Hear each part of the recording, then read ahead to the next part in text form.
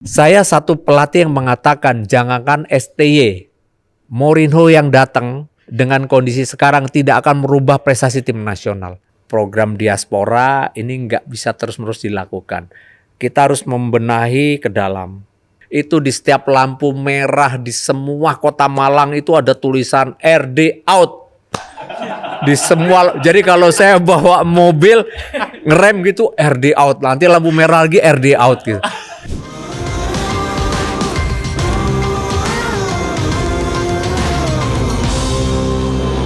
Sebagai pecinta sepak bola Indonesia dan juga tentunya klub-klub lokal yang ada di Indonesia, saya bersyukur banget karena pada saat itu di saat saya masih duduk di bangku SD, kelas 4 atau kelas 5, saya lupa jelasnya. Tapi saya bisa katakan apabila cinta pertama saya dengan klub lokal Indonesia itu adalah PSMS Medan.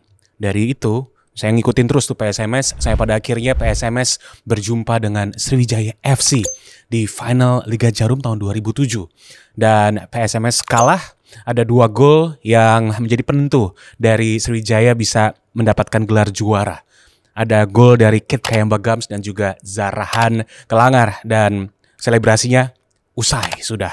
Tapi yang menjadi perhatian saya pada saat itu bukan hanya sekedar pemain-pemain dari Sriwijaya, melainkan juga siapa di balik kesuksesan Sriwijaya saat itu. Dan dia adalah Coach Rahmat Darmawan. Bisa saya katakan bahwa Indonesia itu punya Pep Guardiola. Dan Pep Guardiola Indonesia itu pada saat itu dan mungkin sampai saat ini adalah Coach Rahmat Darmawan. Dan sekarang saya punya kesempatan untuk bisa ngobrol bersama dengan Coach Rahmat Darmawan di Sapa Suara Atlet dan Pakar. Coach Rahmat Darmawan, apa kabar? Alhamdulillah kabar baik. Wah, luar biasa. Saya starstruck ini Coach sebetulnya. Ketemu sama Coach Rahmat Darmawan. Oke Coach, sebelum kita ngobrol panjang Coach, karena kelihatannya durasinya kalau ngobrol sama Coach Rahmat Darmawan harus 2 jam. Kita nyanyi dulu boleh kali Coach ya? Jadi biar relax gitu Coach. Boleh. Apa tuh? Lagu yang Coach Rahmat Darmawan suka dan sering dengerin. Cinta Banyak. yang tulus di dalam hatiku. Iya benar. Itu lagu itu memang sangat berkesan karena jujur lagu itu sering kita nyanyikan bareng anak-anak Persipura. Ya.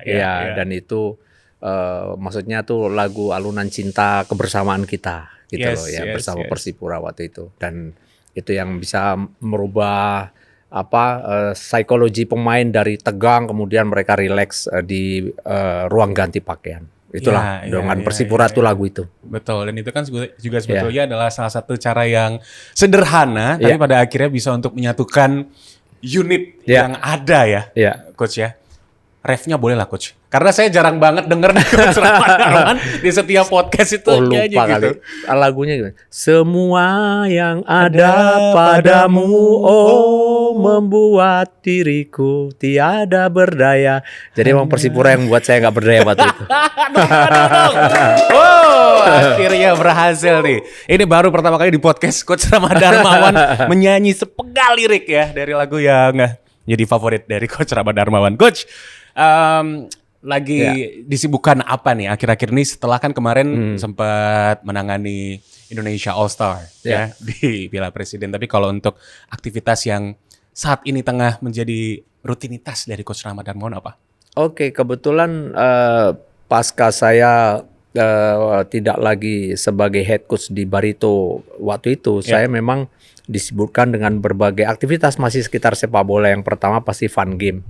Yang kedua, saya kebetulan punya cucu nih ya. Udah punya cucu, jadi saya sering banget hari-hari dengan cucu kalau lagi nggak ada kegiatan. Yang ketiga, saya mengikuti atau melaksanakan beberapa coaching dengan beberapa komunitas. Juga ada beberapa perusahaan-perusahaan yang menginginkan jasa saya untuk sebagai motivator atau coaching education dengan beberapa tim sepak bola. Seperti itu kira-kira. Wow, berarti bisa saya gambarkan apabila Coach Rahmat Darmawan udah kurang lebih 20 tahun lebih ya Coach ya? Iya, lebih. Pokoknya nggak ada kata lain selain sepak bola sebetulnya dengan apa yang Coach RD jalanin sehari-hari. Iya. Itu luar biasa banget dan mungkin ini sedikit fun fact juga nih untuk Sobat Sapa bahwa Coach Rahmat Darmawan dulu adalah pemain bola kemudian juga sempat jadi penulis berita juga untuk Piala Dunia. Piala atau- Dunia ya. Piala Dunia Ya coachnya, di dan Kompas waktu di harian. cukup lama. Ya nggak apa-apa nyebutin Kompas ya. Gak apa-apa dong, gak apa-apa dong. Ya. Dan kemudian juga jadi asisten pelatih, Ya, kemudian jadi pelatih muda pada saat itu. betul. Sedikit flashback, Coach. Ini mungkin juga menjadi apa ya, obrolan yang wajib didengar sama Sobat Sapa yang mungkin kelahiran 2010 ya. Karena kita pingin lebih kenal lagi dengan Coach Rahmat Darmawan. Coach RD pada saat itu ketika menangani Persikota Ya, Tangerang, bocah ajaib pada saat itu, dan pada akhirnya memang kita bisa melihat adanya prestasi yang Ya. dulu sempat didapatkan oleh Persikota. Tapi yang mungkin juga banyak orang yang belum pernah dengar atau mungkin belum pernah tahu adalah bagaimana proses Iya. yang dulu Coach Rahmat Darmawan Betul. lalui di sana. Bagaimana Coach ceritanya pada saat itu? Iya, yang pasti pertama dunia kepelatihan itu memang sepertinya melekat dalam diri saya mulai dari saya memilih jurusan ketika saya kuliah. Jadi saya kuliah di Fakultas Pendidikan Olahraga Kesehatan IKIP Jakarta, Yes. dulu IKIP sekarang UNJ. Ya. Itu jurusannya kepelatihan. Dan awal muasal saya ngambil jurusan kepelatihan karena dulu saya juga kaget, oh ternyata IKIP itu harus jadi guru lulusannya. Ya. Sementara profesi yang paling saya hindari dulu adalah jadi guru. Karena saya nggak kepengin kena karma. Dulu jadi murid saya nakal soalnya. Jadi saya nggak mau jadi guru. Nah terus jadi apa nih? Nah, terus kepelatihan kan. Ya. Akhirnya saya jadi pelatih di situ. Nah tapi tetap kepikir one day saya pengen mencoba satu cita-cita yang dari kecil memang saya kepingin jadi tentara. Oke. Nah, makanya saya waktu itu begitu saya lulus dari Fakultas Olahraga, Ya. kebetulan ada penerimaan sekolah perwira militer wajib, saya masuk jadi seorang perwira. Dan nggak tahu kenapa, saya daftarnya pertama Angkatan Darat, tapi kok malah dipanggilnya oleh Angkatan Laut. Dan seperti Tuhan kasih sama saya benar-benar, dari kecil mulai karnaval 17-an, kamu selalu pakai baju kelasi, pakai baju KKO. Dan saya dikasih kok bisa pas gitu dengan saya masuk Korps Marinir. Dan itu dulu KKO kan, Korps Marinir. Jadi saya akhirnya jadi seorang perwira militer dan saya bisa meneruskan karir sebagai pemain dan masih main di timnas waktu itu sampai saya sempat bermain untuk tim di Malaysia sebagai prajurit waktu itu. Dan kemudian juga saya akhirnya setelah saya cedera dan saya pensiun, saya menjadi pelatih. Dan kepelatihan saya yang pertama kali memang pertama bersama tim Galakarya Bank Indonesia. Saya menjadi asisten Om Haricong, dan itu hal yang lucu adalah ketika saya harus melatih para senior saya seperti Asari Rangkuti, Aji Rituan Mas. Padahal senior saya. Karena kenapa? Om Haricong tiba-tiba harus melatih Persiraja Banda Aceh dan saya harus ditinggal di situ dan saya yang melatih mereka. Tapi disitulah saya di challenge untuk gimana ya bisa menghandle para senior yang notabene mereka secara pengalaman dan usia di atas saya. Nah tapi karena saya terus coba melakukan dengan apa yang saya bisa karena bekal dari kuliah saya. Nah, saya akhirnya menjadi percaya diri dan lanjut kemudian sampai akhirnya saya ditunjuk menjadi asisten pelatih di Persikota selama 3 tahun. Mulai dari asisten almarhum Haji Andi Lala, kemudian asisten Coach Sultan Harhara. Nah, sampai kemudian Coach Sultan pindah ke Persikabo Bogor, saya menjadi head coach. Dan jadi head coach pun prosesnya naik turun. Pertama saya menjadi head coach hanya setengah musim, setelah itu musim berikutnya 2001 Heng Wulem masuk. Ya, Heng Wulem masuk, kemudian saya asistennya lagi. Sampai kemudian 2002 saya head coach lagi, 2003 saya head coach lagi. Kemudian disitulah proses yang menurut saya penuh dengan tekanan buat saya.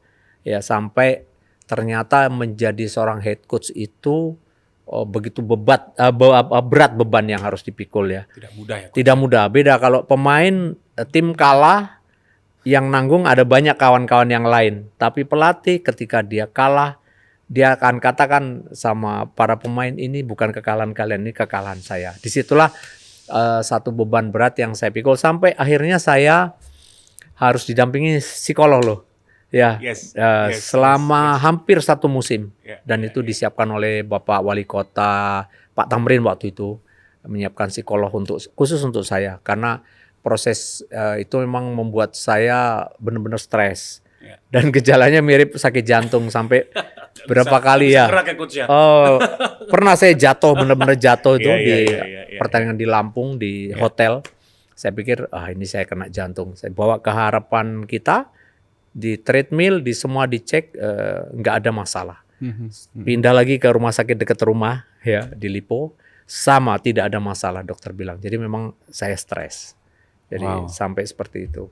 Yes, jadi kenapa ya Sobat Sapa saya langsung ingin membuka bagaimana perjalanan dari Coach RD ketika sebelum menangani Persikota, karena memang mungkin bisa digambarkan pada saat itu adalah turning point ya, Coach, betul. dari karir kepelatihan Coach Rama Darmawan, karena pada saat itu juga sebetulnya dimulai dari asisten, dan pada akhirnya head coach, dan kemudian juga ada prestasi juga yang didapatkan oleh Persikota. Tapi yang menarik perhatian saya sebetulnya adalah dari setiap perjalanan yang Coach Rama Darmawan lalui, selalu ada hasil-hasil dari manifestasi. Hasil-hasil dari law of attraction, atau mungkin apa yang mungkin Coach dulu pernah katakan dan kemudian itu ternyata terwujud gitu, Coach. Iya. Atau bahkan mungkin dulu sempat kepikiran juga, pengen jadi pelatih atau pemain bola, dan pada akhirnya terwujud di situ, Coach. Ya, kalau soal bicara mengenai karir saya ya, mulai dari seorang pesepak bola dan kemudian bercita-cita jadi pemain bola dan punya keinginan kuat. Itu nggak tahu kenapa sepertinya keberuntungan berpihak kepada saya. Karena kayak saya dengan Bang Patar Tamunan, Bang Asari Rangkuti. Seperti tahun 2004, saya ingat banget, saya suratin, saya itu dari Lampung, saya naik bus jauh banget, cuma mau nonton PSSI Garuda main lawan Arab Saudi di Senayan. Dan saya nonton Bang Patar, Bang Ashari, itu 2004 akhir.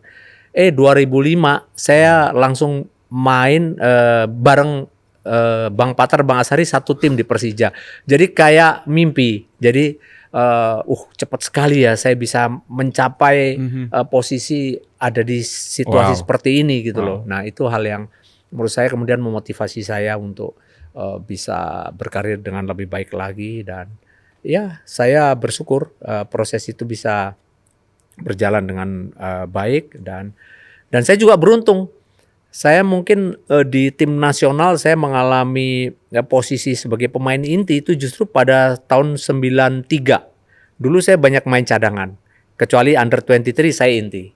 Tapi pada saat 89 SEA Games, PPD, kemudian di tahun 90 harusnya saya masuk tim yang juara itu.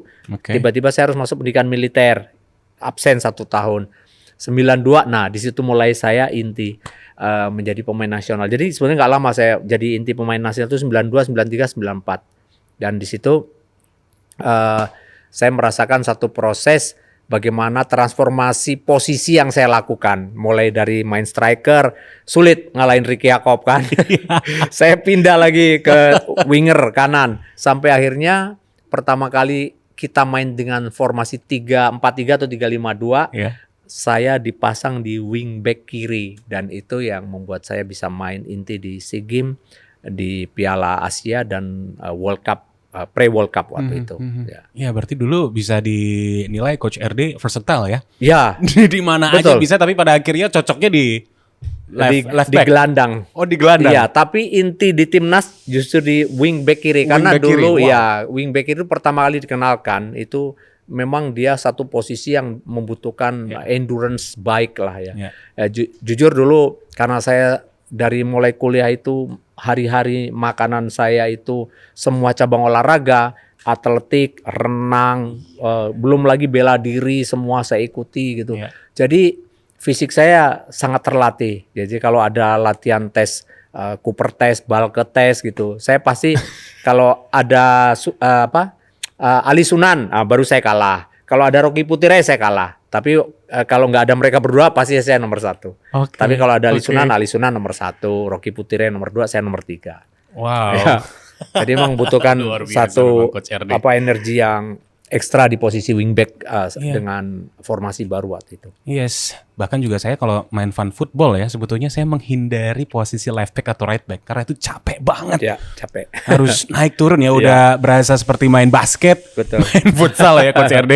But anyway, Coach, apa yang pada akhirnya ini menjadi korelasi atau kan biasanya kita bisa menarik garis ya dari apa yang kita lalui dan pada saat itu Coach RD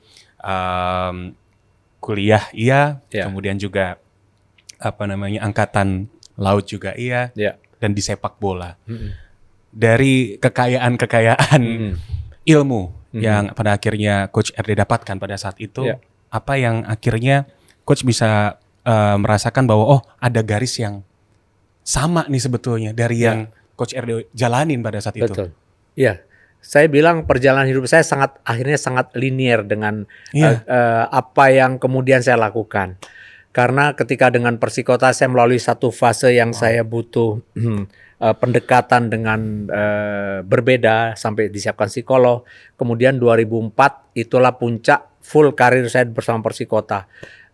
Memang Persikota nggak juara, tapi dengan tim yang baru promosi terus juara Liga 2, juara Liga 1 dan itu tahun ketiga kita ada di posisi 6 besar itu bukan sesuatu yang jelek. Betul. Dan akhirnya saya punya satu tekad karena memang Persikota ini juga sama dulu banyak. Kalau sekarang kan netizen, kalau dulu supporter masih pakai manual kan. Dia kalau pengen prestasi yang baik ya pakai banner, demo, minta juara gitu loh. Karena setelah juara Liga 2, juara Liga 1, kenapa kok divisi utama nggak juara? Juara gitu. Nah akhirnya mereka menginginkan juara, tapi saya hanya dapat papan atas saja waktu itu. Terus akhirnya saya mencoba untuk membuktikan diri untuk saya hijrah. Untuk melatih di luar. Dan waktu itu kesempatan datang untuk saya melatih Persipura.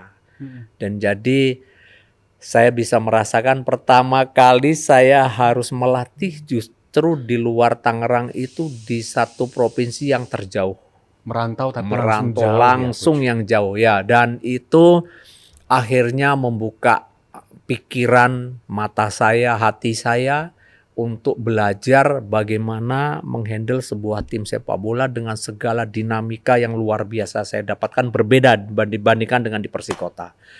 Karena ada banyak momen saya ketemu hal-hal yang mungkin di luar kebiasaan yang biasa saya lihat gitu. Jadi proses itu yang akhirnya justru membuat saya semakin yakin, semakin kaya ya dengan beberapa pengetahuan-pengetahuan yang saya dapatkan di lapangan ya.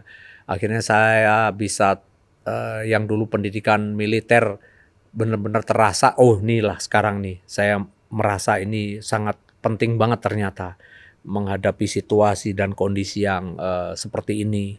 Lalu bagaimana ketika saya diajarkan tentang psikologi kepelatihan di bangku kuliah, oh ini ternyata yang harus saya lakukan.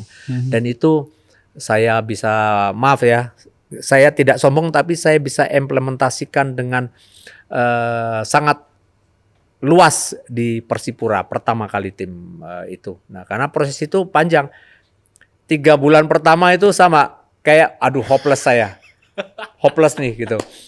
Tapi proses itu terus muncul lagi. Oh, ada bisa. Culture shock berarti Coach pada saat itu. Pasti ya karena itu yang tadi ada beberapa betul. situasi yang berbeda yang nggak pernah saya temuin sebelumnya dengan klub Persikota gitu. Dan tapi setelah kita mulai pelan-pelan tahu bagaimana menghandle mereka, bagaimana cara beradaptasi dengan cepat dengan mereka, dan akhirnya saya tahu bahwa sebetulnya anak-anak Indonesia Timur, anak-anak Papua itu satu personality yang luar biasa, punya tanggung jawab. Mereka sangat sopan, sangat baik gitu. Kalau kita bisa mengena, mendekat ke hatinya gitu. Dan saya merasakan itu menjadi sebuah kekuatan yang luar biasa ya, yang waktu itu saya dapatkan. Dan setelah 9 pertandingan, setelah 13. pertandingan ke-13 ya, 12 pertandingan itu masih fluktuatif, pertandingan ke-13 itu kita nggak pernah kalah. Ya, kita dapat banget gripnya Dan itulah mulai lagu yang tadi kita nyanyikan itu setiap kali kita naik bus sudah nyanyi lagu itu. Ada satu lagi lagu apa saya lupa, lagu Papua ya. Tapi saya yang ingat lagu itu tadi. Ya. Ini yang sebetulnya memang saya bisa katakan ya Sobat Sapa sangat mahal ya ketika kita melalui banyak hal dan itu ternyata memang pada kenyataannya itu akan menjadi bekal. Ya. Dan bekal-bekal yang pada saat itu mungkin di tahun 90 Coach RD miliki bisa terimplementasikan Betul. di saat proses Coach RD menjadi pelatih. Ya. Mungkin pada saat itu saya masih belum mengenal Coach RD ya di saat Coach RD menangani Persipura Jayapura. Tapi ketika saya coba untuk baca-baca lagi, ternyata memang di saat Coach Rahmat Darmawan menangani Persipura Jayapura yang pada tahun tersebut sebetulnya tidak menargetkan juara. Betul. 8 besar sudah bagus sebetulnya. Ya. Tapi ternyata mungkin semesta berkehendak lain. Betul. Dan Persipura menjadi salah satu tim kejutan mendapatkan gelar juara. Dan buat saya yang mungkin baru setahun lah kerja di klub sepak bola ya Coach ya. Saya merasa bahwa ada pendekatan yang mahal di sana yang Coach RD dapatkan. Dan pendekatan ini yang memang saya bisa artikan di ranah kepelatihan itu sangat penting. Seorang head coach harus tahu caranya untuk bisa mendapatkan hati dengan pemain-pemain yang ada dan itu akan sangat berasa impactnya di atas lapangan. Coach RD ya. Setuju sekali ya. Jadi memang dominan di dalam proses berjalannya tim sepak bola dan tim itu akan bertanding setiap minggu, setiap mungkin ada midweek ya. Itu selalu butuh yang namanya fase di mana menyeimbangkan antara intelijensial dengan emosi. Bisa jadi kayak kita hari-hari ya, kadang hari ini kita bad mood nih. Artinya emosi kita lebih tinggi, intelijensial kita di bawah itu. Jadi komunikasi dengan mereka itu akan sangat membantu. Komunikasi nggak cuma bicara tentang taktik strategi bermain bola. Iya, betul. Paling simpel kadang-kadang kalau saya warm up sama mereka, warming up sama pemain tuh sambil stretching dipimpin pelatih fisik, saya sapa satu-satu gitu. Gimana keluarga, gimana kabar. Tiba-tiba dia ada yang nyeletuk, aduh coach, saya punya anak sakit. Nah habis itu selesai tanding, oke, kita gali lagi ya apa yang menjadi keluhan dia tadi gitu. Jadi hal-hal seperti itu yang bisa membuat ada semacam hubungan ya, hubungan di luar pelatih dengan pemain gitu. Jadi hal-hal yang seperti itu yang sebetulnya juga lebih dikedepankan juga ya. Karena jujur kayak sekarang kayak tim nasional sekarang ya juga sudah mulai kan melakukan hal-hal yang bersifat situasi seperti itu ya. Bagaimana mereka juga memberikan program-program di luar bermain sepak bola saja atau taktik bermain sepak bola. Jadi itu sesuatu yang memang harus dilakukan dan saya percaya itu bukan hanya sekedar ucapan, tapi ini ilmiah bisa kita buktikan dan itu ada pelajarannya di pada saat saya juga ada di bangku kuliah. Yes. Ya. Banyak pecinta sepak bola yang mungkin juga pastinya punya rasa penasaran ya Coach ya, dengan apa sih yang sebetulnya terjadi di locker room. Karena kan kalau kita coba untuk adaptasi di Eropa sekarang kan sudah mulai banyak sekali klub-klub yang mencoba untuk memberikan tips atau memberikan gambaran pelatih itu ngelakuin apa aja. Baik sebelum mulai pertandingan atau bahkan sebelum jalan menuju ke stadium. Dan ternyata memang proses demi prosesnya itu sangat menentukan nantinya dengan hasil akhir. Nah kemudian dari yang Coach Rahmat Darmawan sudah jalanin, ada nggak Coach momen yang mungkin ya dari point of view-nya Coach RD sangat berharga dan pada akhirnya dari yang tidak terduga-duga ternyata menjadi kenyataan dengan setiap proses yang berjalan pada saat itu. Ya, yang pasti pertama momen yang paling saya bisa ingat dan itu saya bisa rasakan dan itu seperti by design ya. Itu 2005 dengan Persipura. Karena kebetulan di 2004 itu saya dapat kesempatan pergi ke satu negara Eropa, di Jerman tepatnya. Saya ikut international coaching course, dan di sana itu saya pertama kali diperkenalkan dengan variasi latihan-latihan fisik di dalam sepak bola yang semuanya menggunakan bola. Nah, kemudian filosofi bermain waktu itu Jerman sudah mulai berubah. Nah, itulah yang saya dapatkan di 2004 itu, saya coba terapkan bersama Persipura 2005. Dan dulu banyak klub yang belum memainkan sepak bola possession. Hampir nggak ada ya.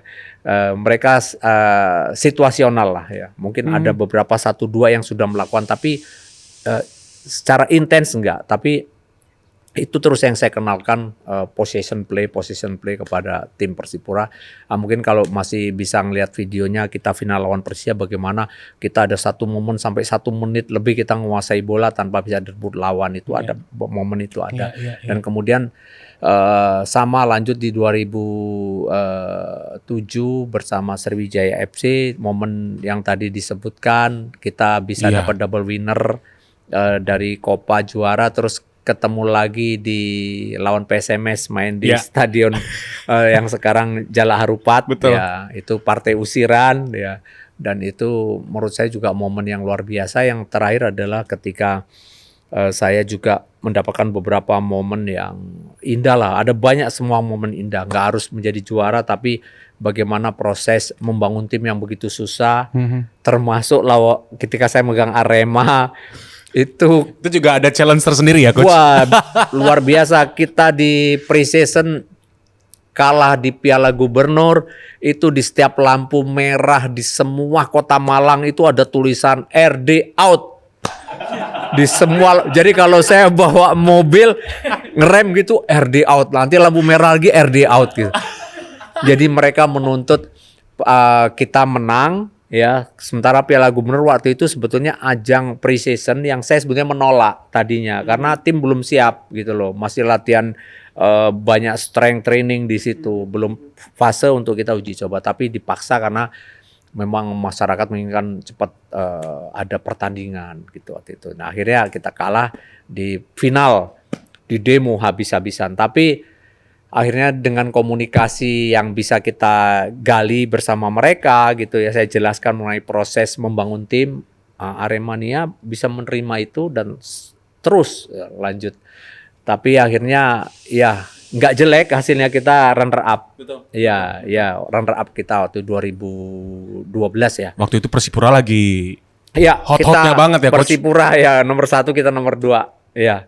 Itu Persipura memang tim yang waktu itu luar biasa juga, dan kita juga tim yang waktu itu harusnya finalnya ada di Stadion Gajayana waktu itu, penonton Persipura Arema. Tapi itulah proses saya dengan Aremania, dengan banyak supporter yang lain, selalu ada komunikasi yang oke, buat saya nggak ada masalah ya. Dan itu saya rasakan semua hujatan, semua apapun yang saya pernah rasakan itu ya, saya merasa beruntung yang saya pernah ikut pendidikan militer. Jadi kalau cuma kata-kata biasa, orang dipukulin aja sering. Iya, kalau pendidikan tuh, salah, hajar, dipukul, biasa, apalagi cuma kata-kata. Iya. Wow, amazing, Coach. Aduh, lalu Coach, ini kalau seandainya kita mau bicara ya untuk kondisi atau ya situasi yang saat ini tengah ada di sepak bola kita. Karena pastinya kalau mau ngobrol lebih detail lagi terkait dengan experience dari Coach Rahmat Darmawan, kita bisa 1 kali 24 jam nih Sobat Sapa ya, karena panjang sekali pastinya, banyak sekali cerita dari Coach RD. Cuman kalau seandainya kita saat ini melihat dengan persaingan yang ada, liga kita memang saat ini tengah dalam jalur atau koridor yang cukup positif. Betul. Mulai ada peningkatan. Setuju. Pastinya banyak sekali perubahan yang Coach RD lihat ya, dan tentunya ini kita harapkan ke arah yang lebih baik. Tapi yang menarik dari perhatian saya adalah bagaimana bukan hanya sekedar persaingan di pemain saja, tapi juga pelatih. Karena rata-rata untuk saat ini di Liga 1 Betul. pelatih semuanya didominasi oleh pelatih asing, Coach. Ini Ya. juga pastinya sudah tidak asing lah dengan apa yang Coach RD alami dan Coach RD lihat. Apa sih yang sebetulnya ini menjadi kendala dari pertumbuhan yang ada di era sekarang ini untuk pelatih-pelatih lokal kita, Coach RD? Ya, kalau kita bicara tentang kepelatihan, ya sebetulnya kalau ilmu kepelatihan dan beberapa kursus yang diikuti oleh pelatih-pelatih Indonesia itu nggak jauh beda. Kualitas para pelatih kita, karena materi kursus yang diberikan di Pro License itu di seluruh dunia itu sama. Ya, AFC punya, FIFA punya, atau UEFA punya, maupun CBF punya program itu nggak jauh beda, karena memang berasal dari satu sumber yang sama ya. Nah, mungkin yang membedakan adalah bahwa banyak pelatih-pelatih yang di luar atau yang dari luar itu mereka berkesempatan menjadi seorang pelatih dengan menghandle tim-tim ya yang notabene kualitas kompetisinya di atas kualitas kompetisi di negara kita. Jadi mereka juga bisa menghandle pemain-pemain yang sudah terbiasa bermain di level yang secara hitung-hitungan intensitas kerja mereka, intensitas permainannya dan segala hal yang berkaitan dengan tim itu mereka punya kesempatan lebih. Tapi bukan berarti mereka bisa sukses ketika mereka menghandle tim yang ada di Indonesia dengan cara bermain yang berbeda.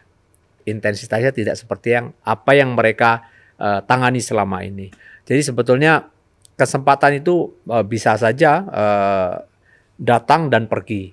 Tapi sebagai seorang pelatih lokal, saya selalu memacu diri saya sendiri ya untuk mungkin hari ini kamu belum mendapatkan satu kesempatan seperti apa yang pernah kamu dapatkan sebelumnya. Tapi kalau momentum itu ada, pasti akan kita pegang dan kita yakin kita bisa bersaing. Karena kita juga ingat ada banyak situasi yang merubah sekarang sepak bola kita ya, mungkin dengan industrialisasi sepak bola. Betul. Terus kemudian sekarang banyak sekali media sosial yang bisa mempengaruhi, yang bisa membangun image, nggak cuma para level di grassroots, tapi bisa owner klub bisa terpengaruh juga ya, mungkin dari semua hal yang berkaitan dengan apa yang tadi saya sampaikan ya, sehingga memang kemudian mereka akhirnya mencoba untuk melakukan revolusi. Saya bilang revolusi ya, karena praktis sekarang hampir nggak ada pelatih lokal di Liga 1 ya, artinya hampir semua pelatih asing di Liga 1 ya. Dan saya pernah mengalami kondisi ini ketika saya melatih di Malaysia. Dulu hanya ada satu pelatih lokal yang menangani tim Malaysia ketika itu. Karena saya kan salah satunya asing kan, melatih. Tapi kemudian mulai kembali lagi ya.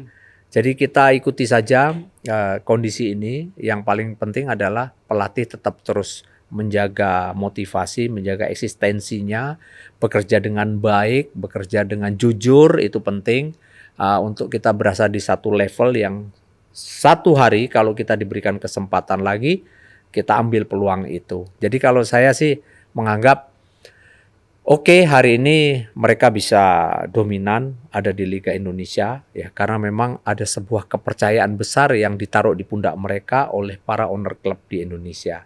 Tapi suatu hari juga dia akan dituntut tanggung jawabnya itu bisa nggak mencapai target seperti yang diinginkan. Nah kalau itu tidak bisa dicapai, pasti kesempatan untuk pelatih lokal untuk hadir kembali itu harus dimanfaatkan dengan sebaik mungkin oleh teman-teman pelatih. Jadi kalau saya menyikapi seperti itu. Ya, tapi apapun, saya sangat senang sekarang Liga Indonesia jujur ada progres yang signifikan di dalam penampilan setiap klub-klub yang bertanding, dan ditambah lagi dengan hadirnya VAR ya, kemudian juga pendekatan-pendekatan yang lebih profesional yang juga terlihat nyata, mulai dari infrastruktur harus memenuhi syarat, kemudian semua hal yang berkaitan dengan fasilitas dan semua persiapan-persiapan menjelang sebuah pertandingan dilakukan terus berproses membaik. Jadi ini yang saya senang saat sekarang ini bersama tim yang ada di Liga Indonesia.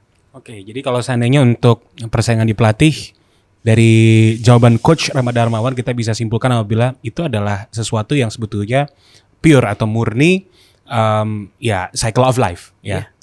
Dan nantinya pun juga akan ada momentum lagi untuk pelatih-pelatih lokal kita buat menunjukkan. Ya. Tapi ya mungkin belum saat ini. Tapi sooner or later ya Coach ya. Berarti untuk pelatih pasti lokal dan termasuk juga pastinya Coach Rama Darmawan. Coach RD ini pernah dari Madura, Rans, itu Barito 1 tahun 3 tim ya. Itu gimana coba? Ya kan? Sahabat-sahabat. Boleh diceritakan sih sih itu yang boleh. 1 tahun 3 tim. Jadi pasca saya dengan Madura waktu itu nggak sampai 1 hari loh. Saya sore saya punya agreement dengan Madura selesai, malam saya ditelepon untuk nanganin Rans ya.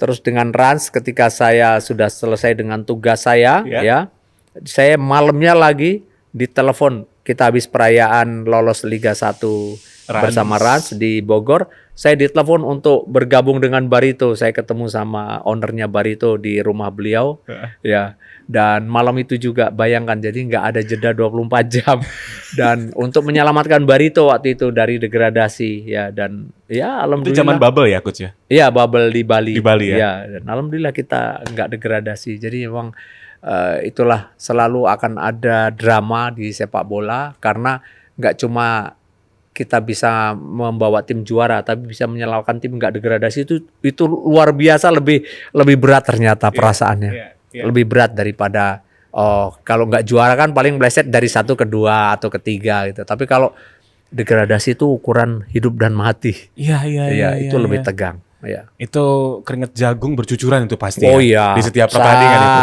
sangat tegang sekali dan nggak mudah karena di awal memegang Barito juga itu butuh waktu kan. Saya putaran kedua 5 pertandingan awal tuh kalah terus seri 1 kali aja. Tapi setelah itu mulai bisa pelan-pelan ya. Oke. Wow, saya juga kalau saya di posisi dari Coach RD pusing juga ya pada saat itu. Cuman di saat Coach RD ini bisa untuk menyelamatkan PS Barito ya. Ya. Bukan tagar RD out enggak? RD stay. Iya. Lalu kalau dari point of view Coach RD, SDM yang di-upgrade kah terlebih dahulu atau fasilitas? Atau keduanya kalau saya memang bisa berjalan bersamaan nggak apa-apa. Ya. Bagaimana Coach? Baik, jadi kalau sekarang kita bicara mengenai sepak bola di satu negara, itu pasti ukurannya tim nasional. Ya, ukurannya selalu akan dibilang negara ini maju atau enggak tim nasionalnya seperti apa, kan itu ya. Karena ranking FIFA pun itu dihitung karena prestasi tim nasional kan, bukan karena youth development, bukan.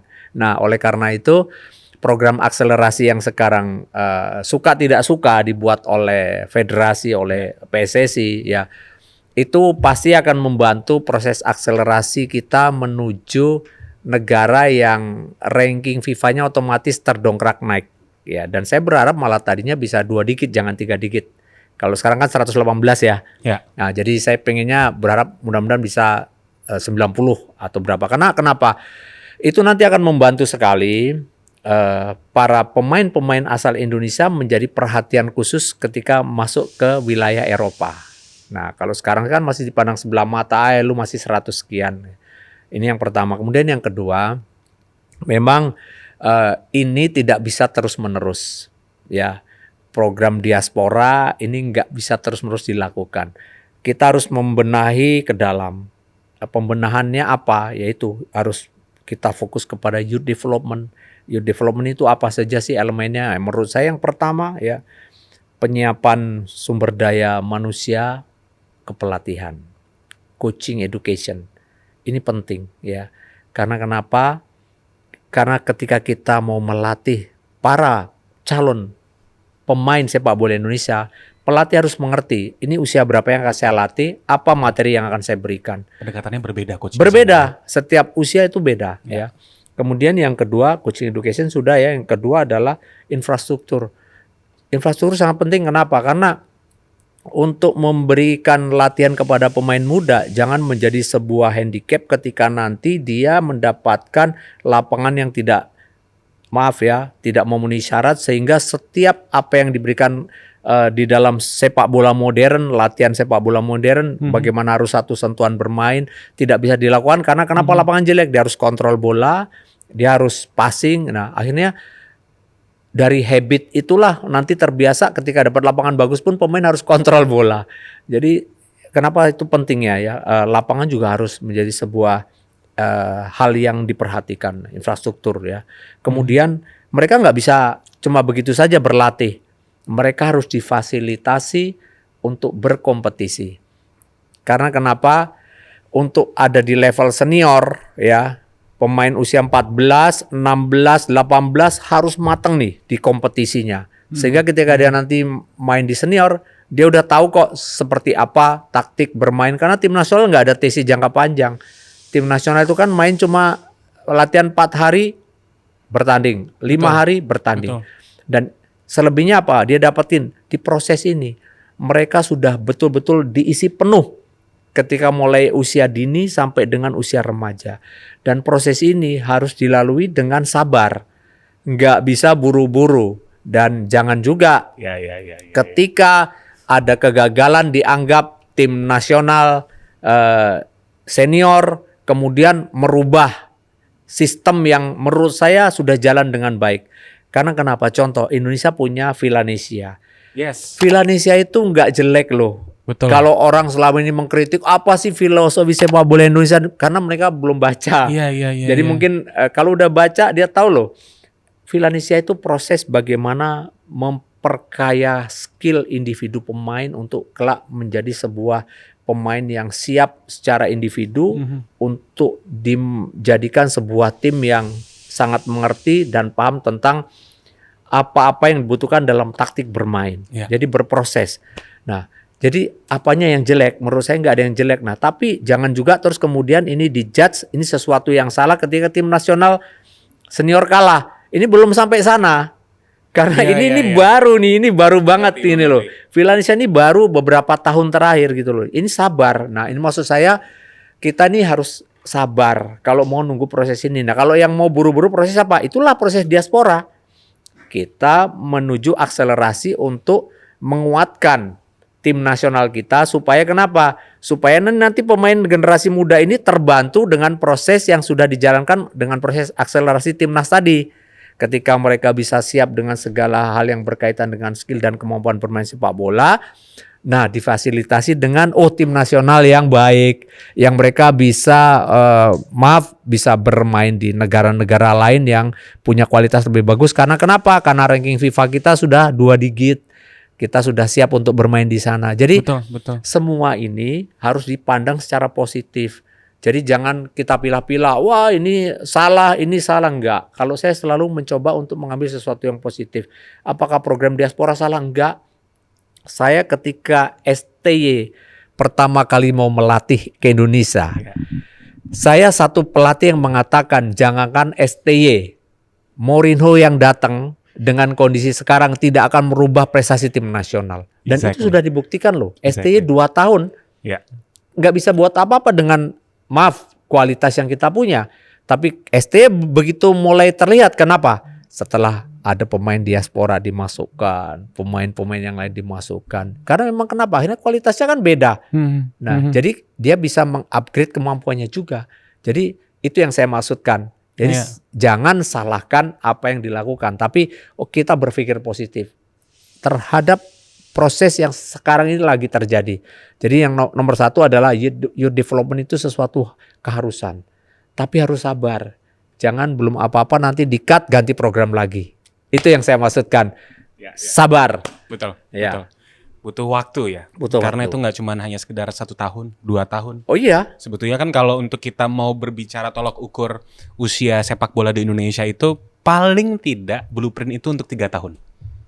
Itu baru kita kurang 3 tahun. 3 tahun malah kurang ya coach ya? Masih kurang, betul. Berarti berapa coach propernya? Loh, kita bicara ya Jepang ya. Saya main ikut PPD tahun 89 kita kalah 4-1. Jepang waktu itu boleh dibilang lagi studi banding tentang bagaimana membangun sepak bola liga profesional ya, dan mereka mereka membangun itu. Tapi kemudian Jepang mulai masuk World Cup tahun berapa ya? Ya, perjalanan panjang. Panjang kan? Panjang, betul. Bisa 10 sampai 15 tahun, ini yang saya maksudkan. Jadi kita baru mulai juga kerja 4 tahun udah bilang gagal. Iya. Ini yang saya maksudkan. Ini nggak bisa seperti ini gitu. Kita harus sabar sama.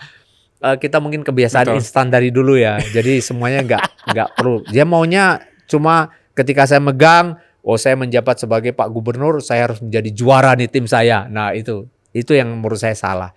Kita harus berproses karena sekarang membangun karakter anak-anak muda di setiap daerah untuk menjadi orang yang kelak siap secara mentalitas dan menggemari olahraga, ini bagian proses yang berhasil juga karena betul. Dengan di tengah kondisi sekarang sulit sekali untuk mengajak mereka berolahraga, sulit sekali mengajak mereka bermain sepak bola, itu program yang menurut saya akan bisa menjadi program yang sangat baik untuk setiap kepala daerah peduli terhadap olahraga khususnya sepak bola. Ya. Mungkin sedikit saya koreksi nih ya. Jadi yang tadi saya sempat katakan, Coach, apabila 3 tahun ini sebetulnya adalah mimpi kecil dan itu pastinya akan bertambah kan, Coach ya. Karena yang saya alami adalah ketika misalkan saya melihat di klub, ya, klub di Indonesia somehow kita nggak pernah tahu tiba-tiba jadwal berubah. Kemudian nanti di tengah jalan harus menyediakan EPA U14. Padahal kan awalnya U16, U18, U21 gitu. Dan kemudian juga regulasi. Ini yang juga pastinya kan memang perlu untuk betul-betul ada kejelasan atau konsistensi di setiap tahunnya. Sehingga yang saya alami pada saat itu adalah yang mungkin saya pikirkan adalah ketika di level owner mereka ingin bahwa kita harus 5 tahun atau 10 tahun begitu. Tolong disiapkan sekarang strateginya untuk menuju ke sana. Kemudian di situ saya bertolak belakang.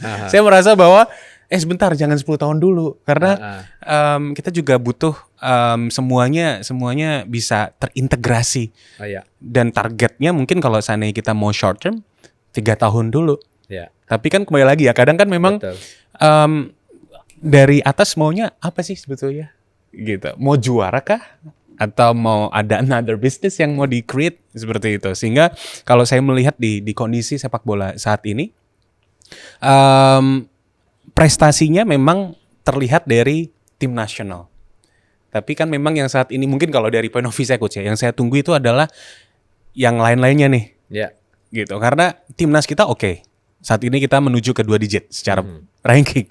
Tapi kita juga perlu bahwa ada investasi yang mungkin jumlahnya tidak sedikit, tapi ini bisa berarti besar di saat grassroots juga bisa berjalan bebarengan. Dan kemudian juga yang tadi Coach sampaikan, youth development itu sangat penting sekali.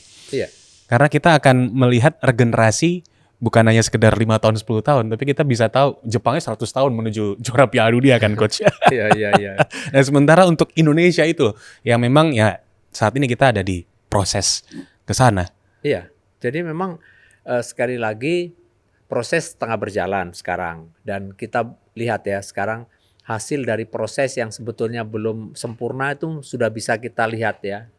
Dari tim nasional 17 kita yang lolos ke World Cup. Itu proses yang belum sempurna. Kenapa saya katakan? Karena pemain-pemain ini adalah pemain cikal bakal yang tadinya ikut beberapa liga-liga yang digelar bukan oleh federasi juga ya. Liga-liga yang digelar oleh beberapa kawan-kawan, mulai ada liga top score, Liga Kompas gitu kan. Lalu juga masuknya EPA pertama dikenalkan, kemudian ada beberapa kegiatan Suratin Cup yang dulu 19 ke bawah sekarang usianya dikecilkan lagi. Jadi proses ini berjalan, dan lihat belum sempurna saja mereka sudah lumayan gitu loh. Ada perbedaan yang signifikan dari prestasi sebelumnya dengan sekarang. Nah, artinya kenapa? Jadi sebetulnya kalau kita mau sabar, kalau kita mau fokus ya, dengan terus kita bekerja, itu akan sampai kok gitu loh. Jadi semuanya itu pasti ada batasannya. Ya, ada endingnya lah kalau kita tuh akan melakukan dengan baik. Jadi yang paling penting sabar. Ya, itu yang memang nggak banyak Itu bisa mahal ya, Coach, dimiliki. ya? Itu yang mahal itu. Makanya sabar itu memang susah sekali ya. Ada banyak sabar, tapi ada kawan saya namanya sabar pasar ibu. Yes, sabar itu mahal sekali, dan tapi ini juga untuk pecinta sepak Indonesia bahwa dengan segala situasi yang ada, walaupun mungkin kita melihatnya wah ini negatif nih, tapi kita perlu untuk mempositifkan yang negatif karena ujung-ujungnya pun nanti kita akan ke sana. Ya. Selama proses dari yang berjalan ini bisa berjalan dengan baik, karena di sepak bola kan butuh konsistensi. Ya. Kemudian juga penggabungan antara konsisten, culture, komitmen, dan komunikasi ini juga harus terus berjalan berkesinambungan ya, Ya. Coach RD. Nah, untuk yang baru-baru ini berjalan, Coach RD.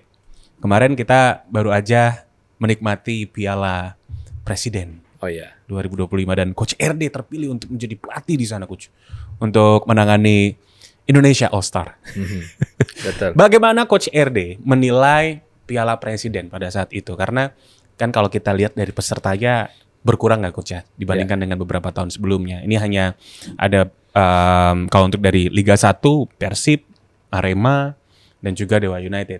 Kemudian ada 2 klub luar dan ada Indonesia All Star. Apa yang Coach lihat dari Piala Presiden tahun ini dan apa yang mungkin Coach Rahmat Darmawan harapkan untuk tahun yang akan mendatang dengan adanya kompetisi yang bisa berjalan selain liga? Ya, saya sedikit flashback dulu di Indonesia ada banyak sekali turnamen-turnamen internasional ya. Ya. Ada Marahalim Cup, itu luar biasa tim-tim dari negara-negara. Bahkan saya ingat saya main lawan Jepang itu main di Medan. Saya melawan Hungaria, itu dulu ada negara Hungaria itu saya mainnya di Medan. Wow. Lawan Rumania saya main di Medan. Ya, dan ada Piala Yusuf Cup di Ujung Pandang juga menggelar pertandingan internasional, dan itu sudah lama. Dan terakhir adalah Piala Kemerdekaan. Piala Kemerdekaan itu saya pernah main lawan China, pernah saya main lawan satu tim dari Afghanistan atau Kyrgyzstan, saya lupa ya gitu. Tapi itu ada turnamen internasional. Nah sekarang Piala Kemerdekaan tahun ini kita kembali mengundang tim dari luar, dan tim itu adalah Oxford dan Port Thai. Ya, dan menurut saya ini sesuatu hal yang baik dan mungkin untuk perlu dipertimbangkan lagi di fase yang akan datang. Mungkin kualitas mereka yang datang justru saya kepinginnya tim yang punya level baik lagi. Ya, sehingga daya tarik turnamen ini tidak hanya nantinya menyedot keinginan masyarakat melihat, tapi juga bisa mendongkrak kualitas tim-tim yang ikut di Presiden Cup yang akan datang. Ya.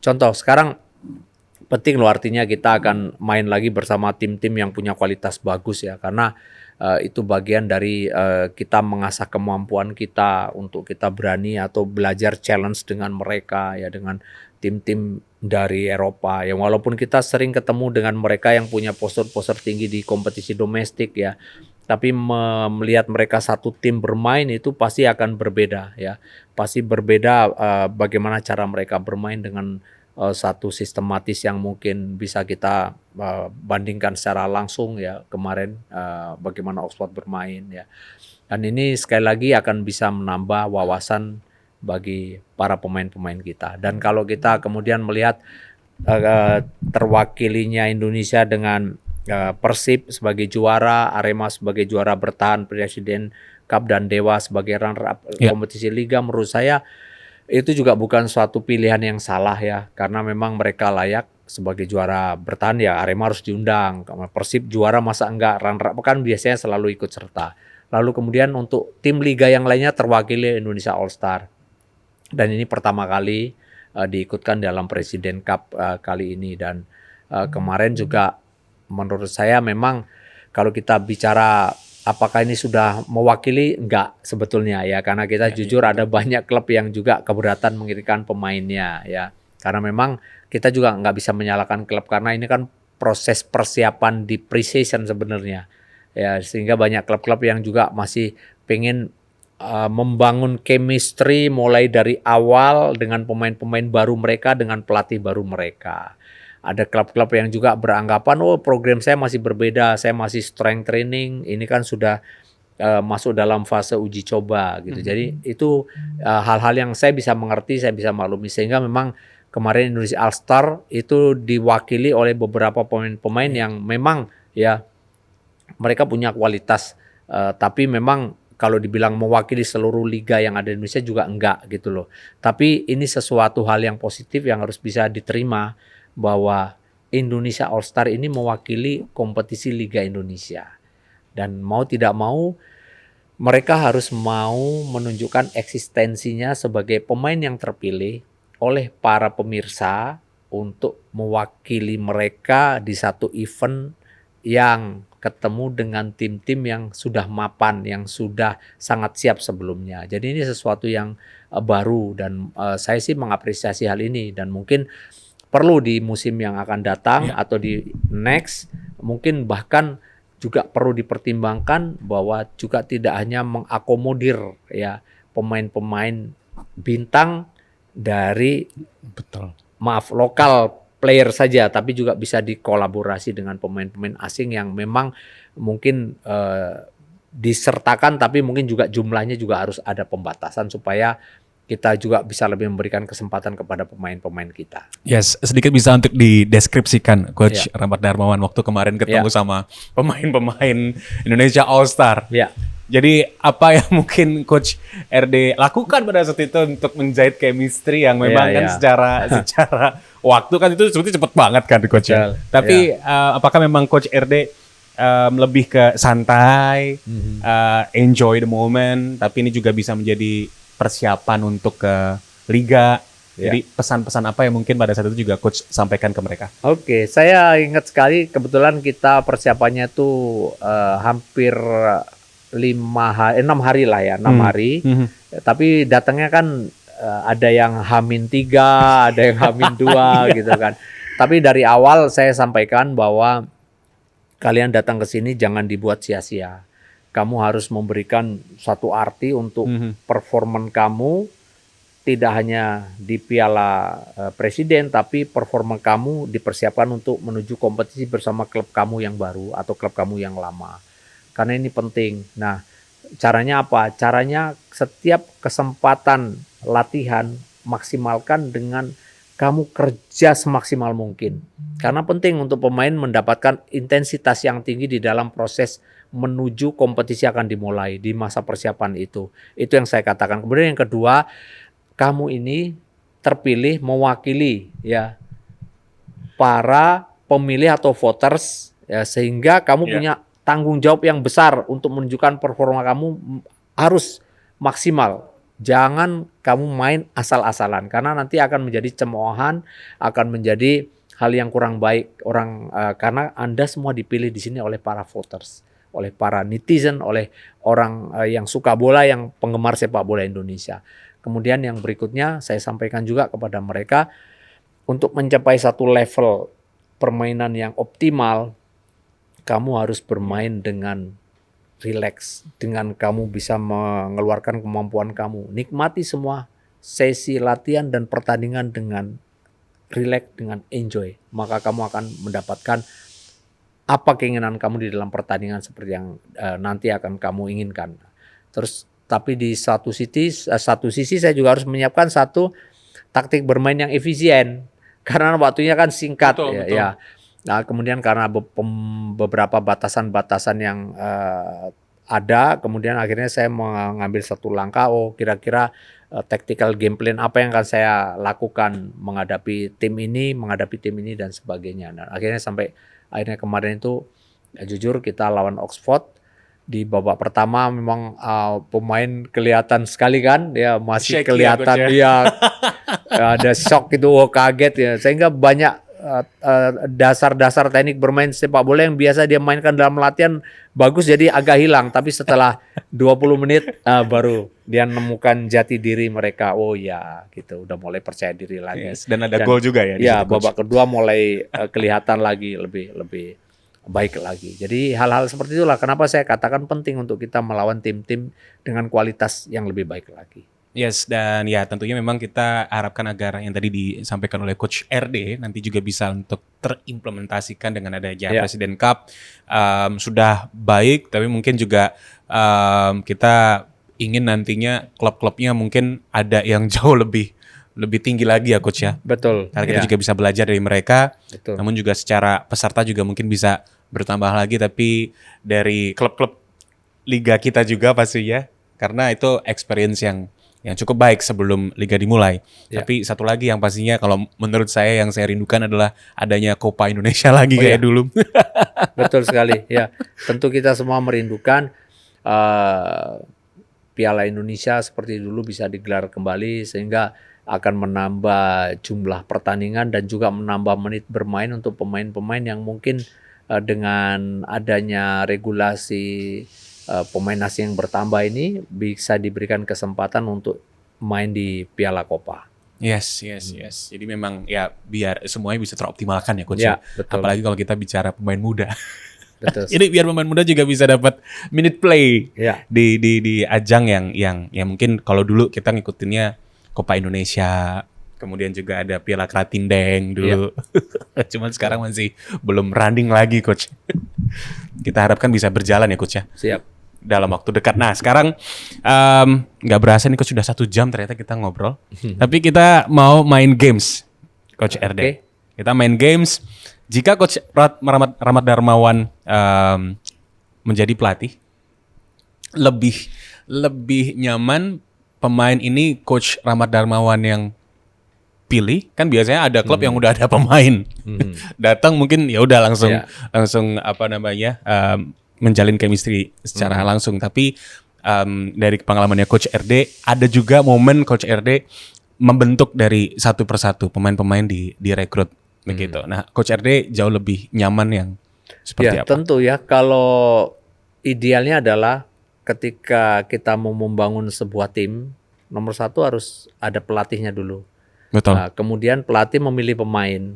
Karena kenapa? Karena setiap pelatih tentu punya sebuah filosofi atau pattern of play atau sebuah taktik permainan yang ada di kepalanya seperti apa sehingga dia memilih pemain-pemain yang dibutuhkan. Nah, itu idealnya seperti itu. Dan memang dulu itu banyak sekali ya klub-klub atau yang mempercayakan semua hal yang berkaitan dengan pemain itu kepada langsung ditunjuk head coach dulu baru cari pemain. Tapi dalam perjalanannya sekarang banyak juga klub-klub yang memang mereka sudah punya pemain karena memang ada beberapa durasi kontrak yang mengharuskan pemain-pemain itu bertahan, kemudian mendatangkan pelatih gitu. Itu ada juga ya. Jadi sebagai seorang pelatih kita harus siap dengan semua hal yang berkaitan dengan materi itu, apa yang harus dilakukan. Makanya kan sekarang tentu kita juga harus pintar dan pandai memodifikasi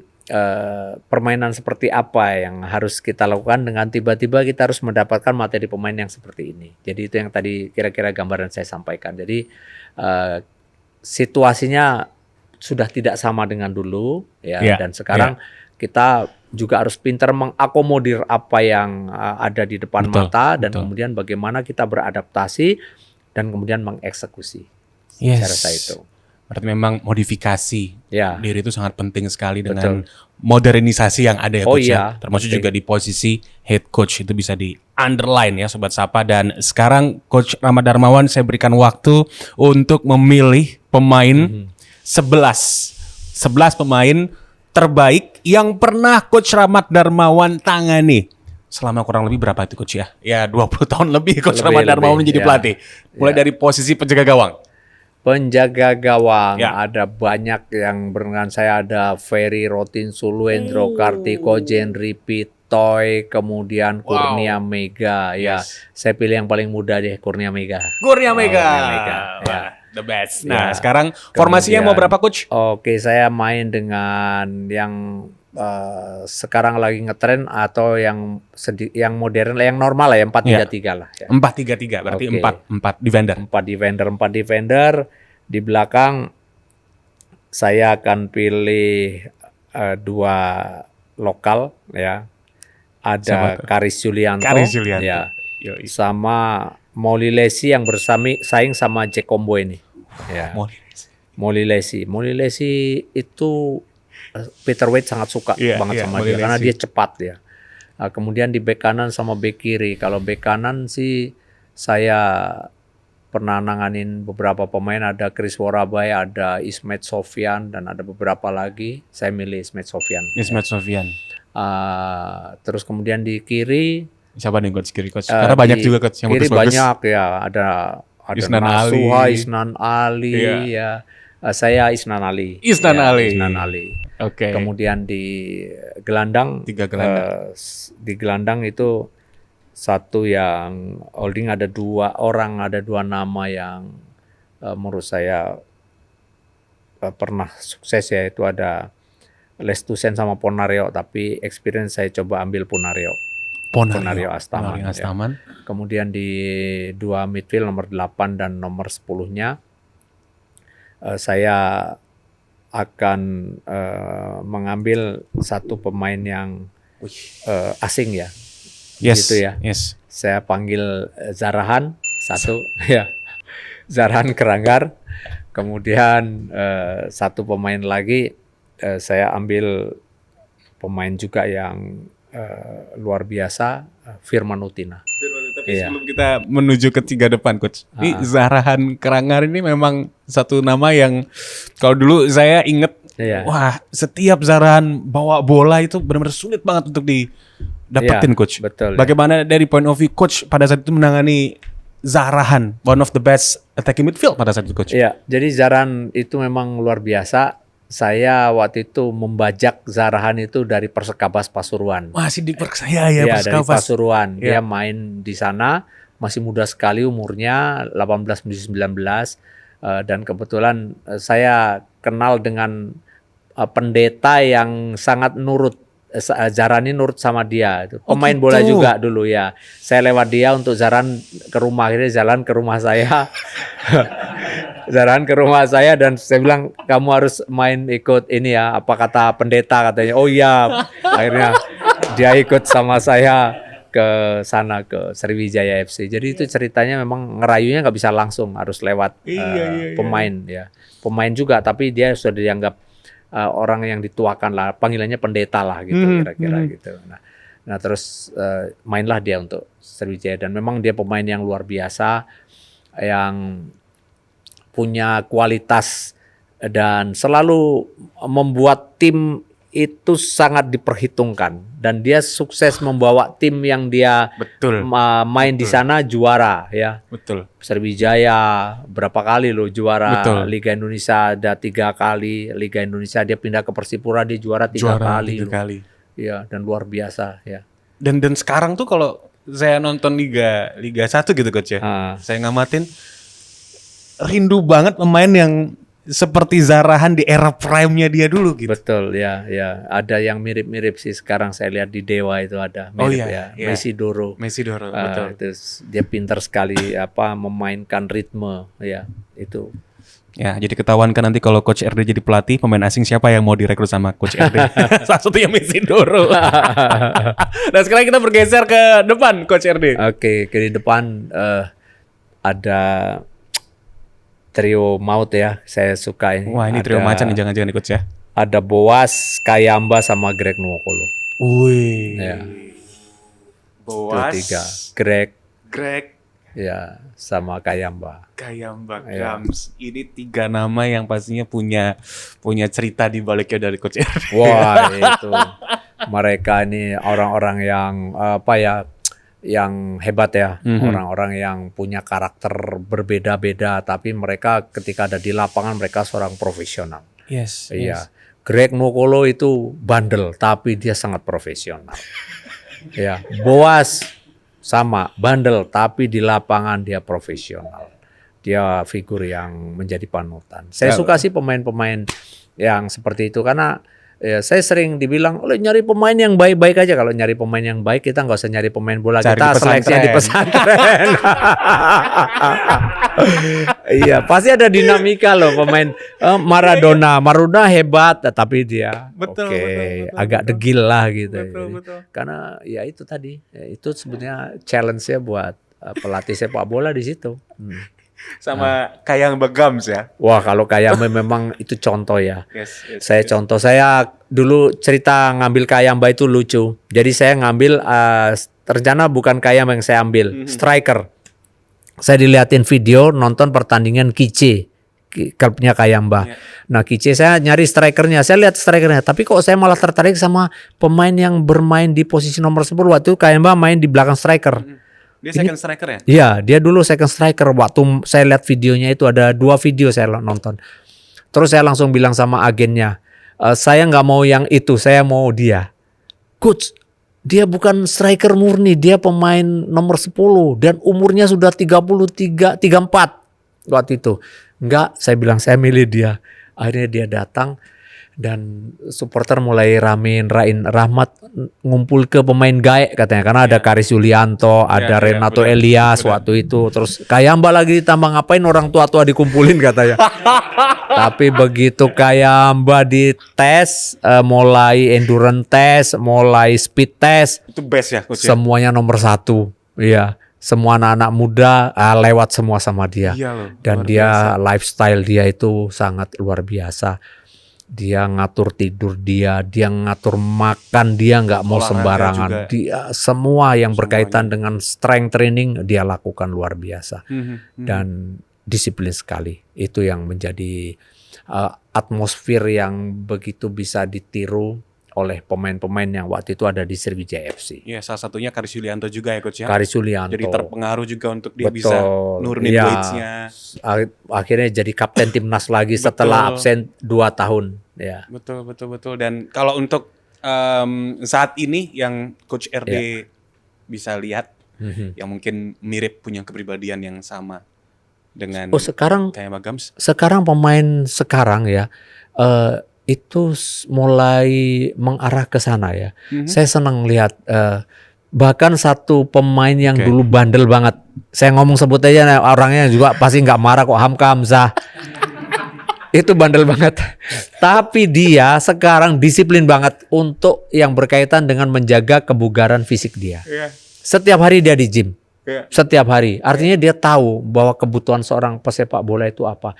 Dan nggak cuma satu nama ini. Sekarang banyak pesepak bola muda-muda yang saya sangat positif ngelihatnya. Mereka sudah punya kesadaran, saya harus memaintain saya punya kondisi fisik, strength saya harus saya jaga karena investasi saya ada di sana. Dengan saya bisa menjaga ini, maka saya bisa main bola nggak cuma 20 atau 30 tahun nih. Tapi mungkin bisa sampai 40. Bayangkan kalau dia bisa mulurin waktu 10 tahun aja, berapa duit yang bisa dia investasikan. Karena sekarang gaji pesepak bola kan lumayan, Bang. Ya. Oh iya Bang ya? Iya. Loh iya 10 tahun tuh. Beda. Kalau dulu gak kayak sekarang ya coach. Saya juga kadang kaget coach. Waduh mahal banget ya. Iya sekarang oke lah ya. Tapi ya itu rezeki mereka. Dan saya juga sama. Saya juga bersyukur saya masih ada di bagian proses ini berlangsung lah gitu. Iya. Pemain boleh mahal, tapi kalau seandainya untuk pelatih juga mahal ya Coach RD nih. Enggak. Kalau saya bisa negosiasi murah. Bisa negosiasi. Oke. Coach RD terima kasih banyak. Iya. Telah menemani saya dan juga pastinya untuk Sobat Sapa di episode kali ini yang sangat amazing ya. Tadi saya mengawali dengan starstruck, nervous juga ketemu sama Coach RD. Doa saya buat Coach RD semoga bisa segera mendapatkan klub ya Coach ya. Amin. Ditunggu nanti Coach RD di sisi lapangan untuk mendampingi klub mau di Liga 1, Liga 2, tapi aku yakin banget pasti Coach bisa memberikan prestasi yang bagus pastinya. Saya selalu Coach. Terima kasih. Yes, dan terima kasih juga untuk Sobat Sapa udah nonton podcast yang luar biasa di episode kali ini, tentunya di Sapa.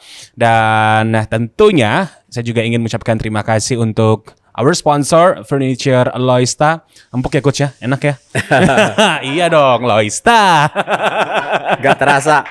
Jadinya nggak berasa udah Iya, 1 jam, 1 jam 15 menit ini ya. Pokoknya jangan lupa untuk like, komen dan juga subscribe dan kita ketemu lagi di episode Sapa berikutnya. Sampai jumpa, salam sehat dan pastinya salam Sapa. Thank you coach.